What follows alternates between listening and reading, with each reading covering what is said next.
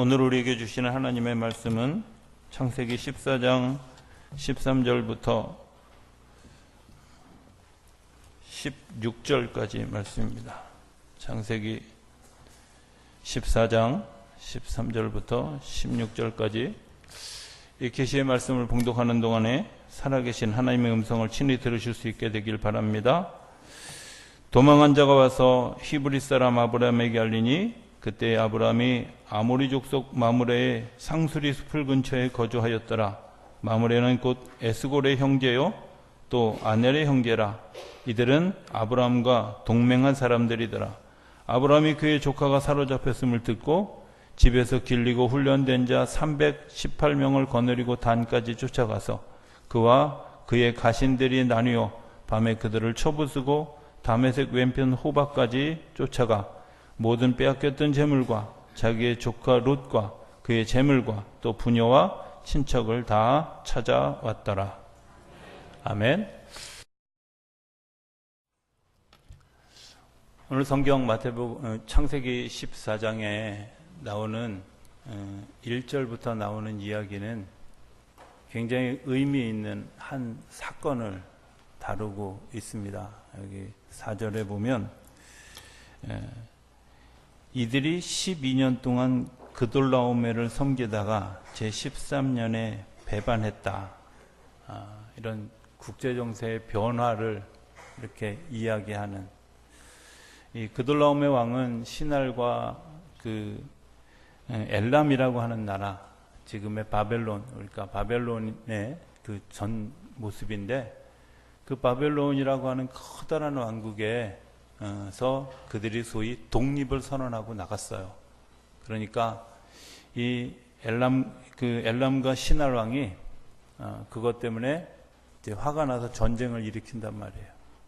전쟁을 일으키면 자기들로부터 도망한 독립한 국가를 점령하기 위해서 전쟁을 해야 되는데 느닷없이 옆에 있는 소돔, 고모라, 소알 이런 성들을 공격해서 이들을 침략하는 전쟁을 일으키게 돼요. 그러니까 그 국제 정세의 변화가 아주 이상한 방향으로 흘러가지고 이 정작 침략돼야 될 대상들은 자유하고 침략받지 않아도 될 어느 날 갑자기 마치 날벼락이 떨어지듯이 소돔과 고모라 성과 소알성 이런 5개 성읍이 한꺼번에 무너지고 사람들이 인질로 잡혀가고 재물을 빼앗기고 그 안에 있던 조카 롯도 이제 그런 소용돌이 속에 빠져들게 되어졌다 하는 것이 오늘 본문의 내용입니다. 한편 생각해 보면 오늘 우리 시대의 모습과도 좀 다르지 않다 이런 생각을 하게 되죠. 남북한이 긴장 상태에 있다고는 하지만 사실은 우리는 늘 믿음이라는 것이 있었잖아요. 그죠? 동족 간에 그럴 일이 없을 것이다 라는 믿음이 있었는데 갑자기 트럼프인지 화톤지 하는 분이 갑자기 이상한 일을 하면서 한반도의 긴장이 굉장히 아주 강력한 그 최고조에 오르는 그런 어려움 속에 물론 그 전에 중국에서 중국답지 않은 샤드 보복을 하면서 또 생기는 여러 가지 갈등, 또 러시아와 일본이 자기들의 이익을 위해서 끊임없이 밀고 당기는 밀당을 하면서 한반도 정세가 굉장히 위태로운 지경에 또 정말 기도해야 되는 지경에 이르렀다 하는 것을 생각해 보면 오늘날 국제 정세도 별반 다르지 않은, 생각해 보면 그게 그냥 국제 정세뿐만 아니라 오늘 우리들의 삶도 그런 일들이 일어나지 않을까 하는 생각을 해보게 됩니다. 어느 날 건강했던 그런 사람이 건강을 잃어버리는 경우도 있을 것이고요. 정말 내가 믿어서 친구에게 돈을 빌려주거나 혹은 보증을 섰는데 그게 갑자기 어느 날 아침에 친구도 잃고 돈도 잃어버리는 그런 경험도 한 사람들도 있을 거라고 생각이 되어집니다. 어찌됐든 우리가 이런 그 급변하는 정세, 급변하는 그런 그 상황들 때문에 우리가 가지고 있는 상실감, 또 우리가 가지고 있는 아픔, 이런 것들이 우리 삶에 찾아온다는 거죠. 그런데 또 하나, 이것 때문에 우리가 좀 고민해야 되는 것 하나가 있는데, 그것은 영적인 침체도 그렇게 찾아온다는 거예요. 내가 하나님을 만나는 하나님과의 만남, 그 만남을 방해하는 요소들도 사실은 어느 순간에 마치 쓰나미처럼 밀려와서 우리들의 삶을 훼손하고 우리들의 삶에서 정말 중요한 것들을 다 빼앗아가는 그런 일들이 일어나게 된다는 거죠. 그때 이제 우리가 가지고 있는 상실감, 아픔, 이런 것들, 그리고 그것 때문에 두려워하고 아무도 나를 기억해 주지 않을 것 같은 마음, 세상에 버려진 마음, 또 남들은 아무 문제가 없는데 나만 당한 것 같은 억울한 마음들이 우리들의 마음을 지배하게 되면서 이런 생각을 하게 될 것 같아요. 주님은 이런 마음을 아실까? 나의 이런 마음을 주님께서는 아실까? 하는 이런. 그런데 오늘 성경 가운데 보면 우리가 모르는 또 다른 사실 하나를 발견하게 되죠. 그것은 뭐냐면 어딘가에서 하나님의 역사가 준비되어져 있고 시작되어지고 이루어지고 있다고 하는 사실입니다. 아브라함과 조카 롯이 나누어진 사건, 어떻게 생각하면 정말 우연히 그리고 싸움의 결과로, 분열의 결과로 나누어진 것 같지만 사실은 거기에 또 다른 하나님의 계획하심이 있었던 것은 아닐까 하는 생각들을 하게 하는 일들이 일어납니다. 그것도 역시 예기치 않은 곳에서 일어나죠. 어느 날 아브라함에게 소식이 들려왔습니다. 오늘 본문은 그 얘기부터 시작하죠. 이 사람에게는 준비된 두 가지가 있었습니다. 뭐냐? 동맹을 맺은 에스골이라고 하는 형제들과 아넬의 형제들이 있었고요. 또 하나는 집에서 길리고 훈련된 자 318명의 사람들이 있었어요. 영어 성경을 보면 이 사람들을 이렇게 표현합니다. 트레이더 서번트라고 해서 훈련된 종들이 있었다. 그런데 그 뒤에 나오는 born in the house in the own house라고 하는 표현은 그 집에서 태어나서 그 집에서 자라서 길리워진 사람 318명이 있었다는 거예요. 그냥 단순하게 어느 날 갑자기 일어난 사건인 것 같지만 사실은 하나님은 그 사람들이 자라서 그 사람들이 태어나서 자라는 시간까지 그리고 훈련된 시간까지 미리 준비하고 계셨다는, 조카 롯의 아픔, 고통, 소돔과 고모라 성의 사람들이 가지고 있는 절망감, 소외감, 그리고 두려움, 이런 것들에 대비해서 오랜 시간 전에 이미 준비하고 계셨다는. 오늘 부활주의를 맞는 오늘 우리에게도 그런 저는 믿음이 필요하다고 생각합니다. 뭐냐? 사람이 정말 죽을 수밖에 없는 죄에 빠질, 그리고 정말 타락할 수밖에 없는 그런 그 지경에 이르러 가는 사람들을 향해서 하나님이 오래전부터 준비해 두셨던 분이 있었다는 거죠. 그게 누구예요? 예수 그리스도 그분이라는 거죠. 그런데 그분의 존재가 어느 날 갑자기 나타난 것 같지만 사실은 구약의 많은 곳에서 예수님이 이 땅에 오실 것을, 예수님이 이 땅에서 오셔서 우리를 위해서 죽으실 것을, 예수님이 이 땅에 오셔서 우리를 위해서 죽고 부활하실 것을 예언하고 있었다는 사실을 우리가 간과하고 있는 거죠.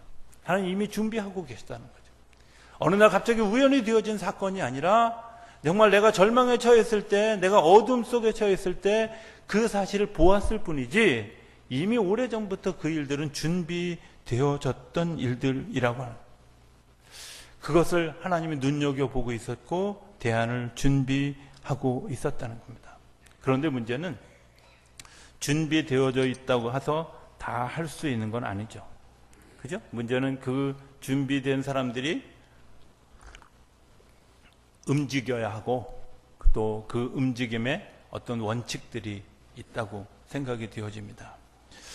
하나님의 준비는 그럼 무엇이었을까? 하나님의 준비는 약속이었습니다. 약속. 우리에게 지금도 계속 하시는 약속이 있습니다. 그것은 우리가 그 말씀을 받아들여서 내 삶의 목표로 삼고 내 삶의 어떤 그런 또 다른 하나님의 계획하심, 하나님의 인도하심, 하나님의 힘주심으로 내가 삼고 살아가는 시간들이죠. 대표적인 약속 하나를 소개하면 이사야서 61장 1절부터 3절까지에 보면 기름 부음 받은 자에 대한 설명을 하면서 이렇게 이야기합니다. 포로된 자에게 자유함을, 갇힌 자에게 노임을 하면서 이스라엘에게 은혜의 해를 선포하는 그러한 이야기들을 합니다. 여러분들, 우리가 한번 생각해 보십시오. 이사야 61장에 선포되어졌던 그 시대는 어떤 시대였냐면, 이미 이스라엘 백성들이 이제 그 책망하고 또 야단치고 그 저주가 어떻게 임할 것인가 하는 이야기들이 이사야서 39장까지 다 끝나고 40장에 너에게 새로운 일들을 행할 것이다, 내가 너를 소중하게 여긴다, 내가 너를 귀하게 여긴다, 이런 단어들이, 이런 이야기들이 계속 되어지는 그 와중 거의 끝에쯤에 가서 61장에 가서 이렇게 얘기하는 겁니다. 너희들에게 기름 부음 받은 자를 보내줄 건데 그 기름 부음 받은 자가 할 일이 있어. 그들은 뭐냐? 포로된 자에게 자유함을 줄 거다, 갇힌 자에게 노임을 줄 거다. 두려워하지 말아라. 어쩌면 오늘 본문에 조카 롯이 끌려가서 두려웠고, 그 다음에 정말 수치스럽기도 하고 당황스럽기도 하고, 정말 하나님이 내가 이런 상황이 된 것을 알긴 할까? 왜? 소돔과 고모라 성에서도 이방인이었던 그 사람, 그리고 아무도 형제가 없던 그 사람, 아무도 응원군이 없던 그 사람, 나 혼자 쫓겨가서 나 혼자 이런 지경을, 이런 당한 사실을 정말 누군가 알까? 이렇게 생각하는 그런 그 절망적인 상황 가운데 있는 그에게 하나님이 들려주신 말씀이 뭘까? 포로된 자에게 자유하게 할 것이다, 갇힌 자에게 노임을 허락할 것이다, 염려하지 말아라, 내가 너를 기억하고 있고 내가 너와 함께 있다고 하는 사실을 이야기합니다. 그래서 이사야서 61장 이렇게 얘기합니다. 가난한 자에게 아름다운 소식을 전하게 하시고 마음이 상한 자를 고치고 포로된 자에게 자유를, 갇힌 자에게 노임을 선포하고 은혜의 해와 보복의 날을 선포하며 슬픈 자를 위로하되 시온에서 슬퍼하는 자에게 화관을 주어서 그 죄를 대신하면 찬송의 옷으로 근심을 바꾸고 하나님의 영광을 나타낼 것이다. 약속하신 그 약속이 우리들의 삶에 이루어질까요? 네, 이루어지죠. 그 이루어진 오늘 역사적인 표징이 오늘 부활하신 예수님의 모습입니다. 어쩌면 우리가 포로된 모습으로 살아가고 있지 않습니까? 상황의 포로로, 때로는 환경의 포로로, 그리고 때로는 우리가 삶에 살아가면서 나도 모르는 사이에 포로된 자의 모습으로 살아가고 있는 모습을 우리가 경험하게 되지 않습니까? 나도 모르게 어떤 것에 중독되어져서 그 중독된 삶을 살아가는 이들도 있어요. 주변의 환경이 바뀌면서 내가 가지고 있던 원칙이 무너져서 삶을 잃어버린 사람들도 있습니다. 처음부터 원래 그렇게 하려고 했던 것은 아니었는데 시간이 지나면서 나도 모르게 정말 흐트러져 버리고 나의 삶의 중심이 무너져 버리는 그런 일들을 경험하게도 됩니다. 그런 위태로운 상황 가운데 있을 때 주님께서 이 땅에 오셔서 우리에게 구원의 역사를 베풀어 주시는 거죠. 예수님이 우리에게 그것을 보여주시는데, 죄된 세상을 비판하고 종된 민족의 아픔을 안타깝다고 말씀하시는 것이 아니라 아픔의 그 자리에 찾아오시는 거죠. 오늘 아브라함처럼 조카 롯이 잡혀져 가 있는 그곳을 찾아가서 그 싸움을 하는 그런 이 아브라함처럼 오늘도 우리의 삶에 우리가 힘이 없고 우리 안에서 지혜가 없고 우리 안에 능력이 없다고 생각해서 져버린 그런 그 죄악들과 그런 그 그릇된 관습들과 이런 것들과 주님께서 싸우시기 위해서 이 땅에 오셨습니다. 그리고 그것들에 대해서 선포하시고 그리고 십자가에서 죽으시고 부활하셔서 그것이 패배가 아니라 영원한 승리인 것을 우리에게 알게 하신다는 것. 누구 때문에? 나를 사랑하셔서 오늘 그러한 일들을 열어주시는 하나님의 그러한 놀라운 능력을 힘입는 저 여러분의 삶이 되어줄 수 있게 되기를 주의 이름으로 축복합니다. 예수님의 부활은 준비된 예수님을 움직여주셔서 하나님의 약속된 말씀을 이루어주셔서 포로된 우리들을, 갇혔던 우리들을, 병들어 신음하던 우리들을, 두려워하는 우리들을 구원하고 새로운 소망을 만들어 주시는 겁니다. 언제 이루어졌을까? 오늘 성경에도 보면 밤에 그 일이 이루어졌다고. 그죠? 밤에. 하나님의 역사는 주로 어떤 때? 잘 보면 우리가 절망이라고 생각하고 더 이상 소망이 없다고 생각하는 시간에 그 일들이 이루어집니다. 오늘 성경에도 밤에 기습을 하는 그런 그 아브라함의 군대를 보죠. 사사기에 보면 비슷한 장면이 또 나와요. 숫자도 비슷한데 한 300명 정도 이끌고 그 적군을 치러 갔던 기드온의 생각이 나죠. 어쩌면 예수님이 3일 동안 그 절망의 시간, 어둠의 시간, 캄캄한 시간, 그 캄캄한 시간을 살아갔습니다. 그런데 그 캄캄한 시간 동안에 뭘 했다고요? 이겼다는 거죠. 이겼다는 거죠. 오늘 우리들의 삶에 정말 중요한 것이 있습니다. 그것은 이기는 겁니다. 그저 그냥 누구와 싸워서 이기는 게 아니라 정말 내가 그것들을 극복해야 될 것들을 이겨가는 거죠. 그 이겨갈 힘을 위해서 하나님이 사람들을 준비해 주셨고 하나님의 역사를 준비해 주셨고 그리고 같이 응원하는 사람들을 준비해 주셨고 내가 더불어 살아갈 수 있는 능력을 덧입혀 주셨고 우리에게 지혜와 은혜를 더해 주셨다는 거예요. 그냥 내버려 두신 것이 아니라 우리가 그것을 분별하고 깨달을 수 있는 그런 지혜와 은혜와 능력을 더해 주셨다고 하는 사실을 기억할 수 있게 되기를 바랍니다. 또 하나 중요한 것이 있습니다. 승리하고 난 다음에 변한 것이 있어요. 승리하고 난 다음에 변한 것. 예수님 얘기부터 먼저 하겠습니다. 예수님이 승리하시고 난 다음에 어떤 일이 변했을까요? 예전에는 안식일을 지켰는데 안식일이 주일이 됐어요. 그죠? 주의 날입니다. 주의 날입니다. 예. 주의 날은 뭘 의미하냐면 주님께서 부활하신 날을 의미합니다. 우리가 일주일 동안 6일 동안 세상의 전쟁에서 졌다 할지라도 주님께서 이기게 하시는 그날이 주일입니다. 내가 이 세상에서 정말 절망 가운데 살아있다 할지라도 나를 다시 세우시고 다시 새로운 길을 걷게 하시는 날이 주의 날입니다.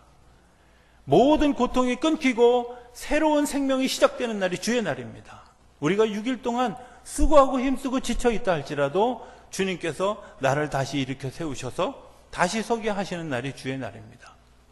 안식일은 그저 그냥 쉬는 날이었고 그저 율법을 지키는 날이었던 반면에 주의 날은 나를 다시 일으키는 날이고 부활케 하는 날이고 승리케 하는 날이라고 하는 상징을 주셨습니다. 또 하나 성전의 휘장이 찢어져서 하나님과의 교통이 더 수월해지게 했습니다.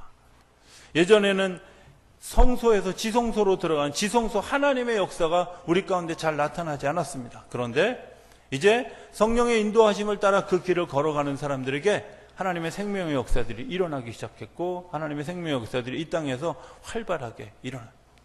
성경을 보면 가장 신나는 때가 어딜까? 신나는 때가 엘리야 엘리사의 모습하고 그 다음에 사도행전의 모습인 것 같아요. 뭐 저만 그런지 모르지만 사도행전을 보면 참 신기하기도 하고 놀랍기도 하고 예전에 제가 잘 불렀던 찬양 중에 예수님의 사랑 신기하고 놀라워 하는 정말 신기하고 놀라운 일들이 얼마나 많은지 그렇잖아요. 그 역사를 바라보면서 어떻게 이런 일이 일어날 수 있을까? 그런데 엘리야 엘리사 시대에도 굉장히 많은 역사가 일어났는데 사도행전에는 한 사람에 의해서 일어나는 것이 아니라 여러 사람에 의해서 여러 방향에서 그런 일들이 일어나게 되어졌다는 거예요.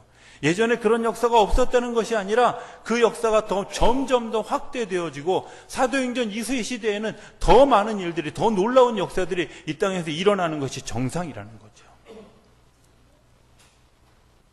지금도 그런 역사가 이 땅에서 일어나야 되는 줄로 믿습니다. 그리고 일어나게 될 줄로 믿습니다.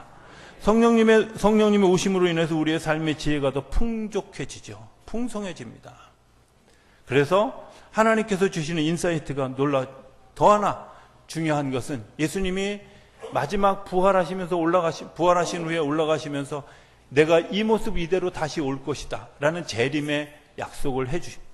우리가 이전에는 가졌던 약속이 내가 포로로 끌려갈 때는 포로에서 돌아오게 할 것이다. 내가 고통을 받을 때는 이 고통에서 극복될 것이다. 라는 단순간의 약속이었다면 영원한 약속, 내가 가는 모습 그대로 다시 돌아올 것이다. 라는 재림의 약속을 예수님이 분명히 하셨다는 거예요. 우리가 약속의 근거가 분명해졌다는 거죠. 오늘 본문 뒤에 일어나는 일들을 한번 좀 보았으면 좋겠습니다. 그 전에 보면 이런 이야기입니다. 16절에 보면 모든 빼앗겼던 재물과 자기의 조카 롯과 그의 재물과 또 부녀와 친척을 다 찾아왔더라. 모든이라는 말에 제가 그 성경을 읽다가 동그라미를 쳤어요. 모든. 여러분들, 우리가 사단의 손에 사단에게 우리의 모든 것을 빼앗겼다 할지라도 주님께서 십자가에서 죽으시고 부활하신 것 때문에 모든 것을 다 되찾아 오셨다는 거예요. 부활의 역사는 우리가 잃어버렸던 것, 우리가 상실했던 것, 우리가 가졌던 그 모든 것들을 하나님께서 예수님을 통해서, 오늘 본문은 아브라함을 통해서 빼앗겼던 재물과 자기의 조카 롯과 그의 재물과 또 부녀와 친척들을 다 찾아왔다. 주님께서 오늘 우리에게 죽으시고 부활하신 사건은 뭘 의미하는 걸까? 우리가 원수들에게 빼앗겼던 그 모든 것을 다시 되찾는 역사인 줄로 믿습니다. 이미 우리 안에 처음 주어졌던 창조되었던 그 모습을 다시 재창조해 주는 시간인 줄로 믿습니다.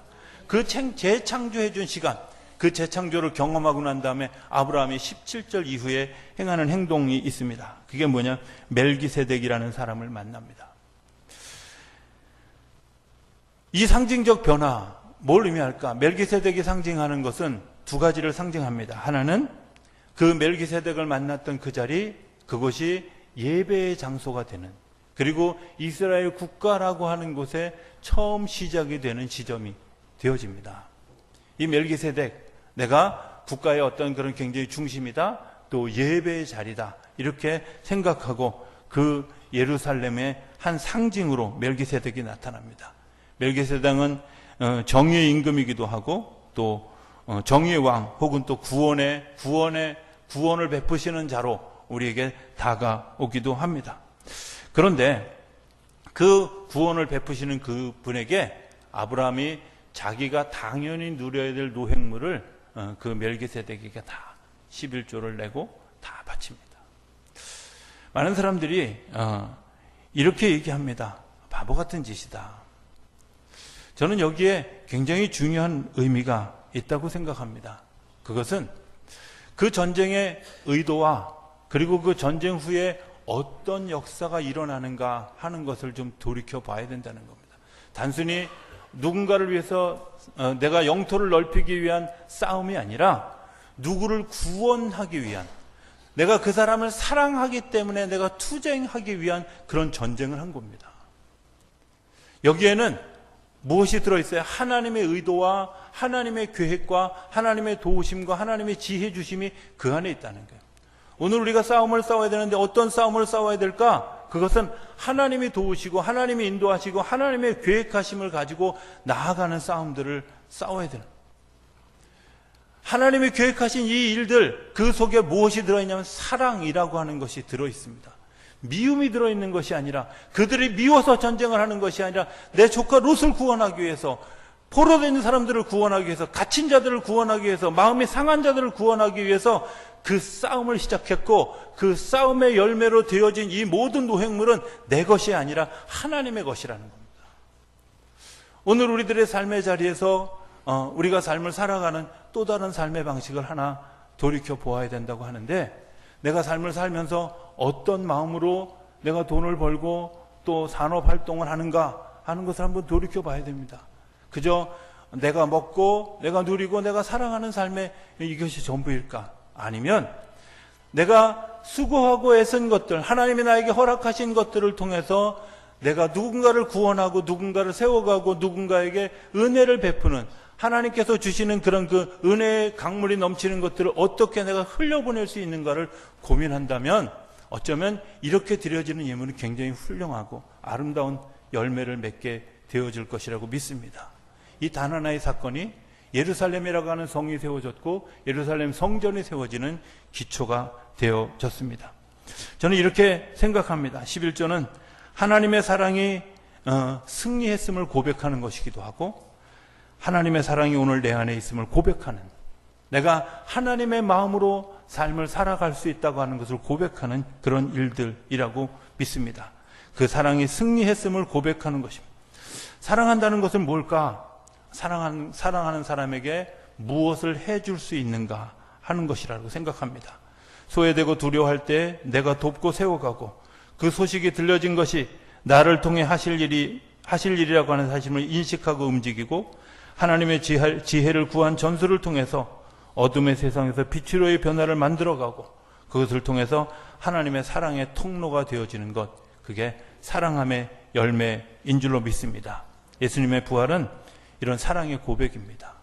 사랑하기 때문에 십자가의 모진 고통을 당하셨고 그 영적 전쟁을 치르셨고 그리고 십자가에서 이기셨습니다. 승리하셨습니다. 죽음의 권세도 이기는 힘이 있음을 우리에게 알게 해 주셨습니다. 그게 나를 향한 주님의 사랑의 고백이었고 사랑의 표시였고 사랑의 열매. 주님께서 오늘 우리에게 요청하는 것이 무엇일까? 그것은 너도 나가서 이와 같이 하라 하는 겁니다. 내가 하나님을 사랑하는 것처럼 너희도 하나님을 사랑하라. 내가 너를 사랑하는 것처럼 너도 내 이웃을 내 몸과 같이 사랑하라 하는 것입니다. 부활절에 우리에게 주시는 가장 강력한 메시지는 뭘까? 내가 사랑함으로 내가 십자가를 졌다. 내가 사랑함으로 너희의 모든 허물을 내가 덮었다. 내가 사랑함으로 너희의 모든 그런 그 아픔들을 내가 다 감당했다. 내가 너희를 사랑한다. 너도 가서 이처럼 사랑하라 하는 겁니다. 오늘 새벽에 우리가 말씀을 듣고 삶의 증인이 되기를, 증인이 되는 것이 부활의 참 열매다라는 이야기를 드렸습니다. 증인이 된다는 것이 뭘까? 전도한다는 것이 뭘까? 저는 전도를 한마디로 표현하면 이렇게 표현할 수 있다고 생각합니다. 전도라는 것은 내가 그 영혼을 사랑해서 영원히 그와 함께 살기를 바라는 마음을 표현하는 거죠. 내가 그 사람을 사랑하기 때문에 그 사람과 내가 영원히 하나님의 나라에서 같이 살아가고 싶어. 그래서 그 사람에게 복음을 이야기하는 겁니다. 내가 너를 너무 사랑해. 내가 너무 귀해. 그래서 이 복음을 듣고 나와 같이 낙원에 이르러서 정말 영원히 같이 살기를 원해 하는 마음을 전달하는 것, 그 증인이 되는 것. 우리는 이미 부활하신 예수님을 통해서 영원한 생명에 이르는 재림에 대한 약속을 가졌습니다. 우리가 그 약속을 믿고 따라갑니다. 그렇다면 오늘 나와 더불어 살아가는 내 이웃, 내가 사랑하는 가족들, 내가 사랑하는 형제들, 그리고 내가 사랑하는 그 사람들이 나와 함께 낙원에 있는, 나와 함께 영원히 살아가는 기쁨을 전달하는 것, 그게 복음이라고 믿습니다. 부활하신 주님의 능력을 힘입은 저와 여러분들이 이제 그 증인이 되는 역사가 일어나게 되기를 기대합니다. 그리고 그것 때문에 하나님의 나라가 확장되어지는 아름다운 역사가 이 땅에 펼쳐지기를 주의 이름으로 축복합니다.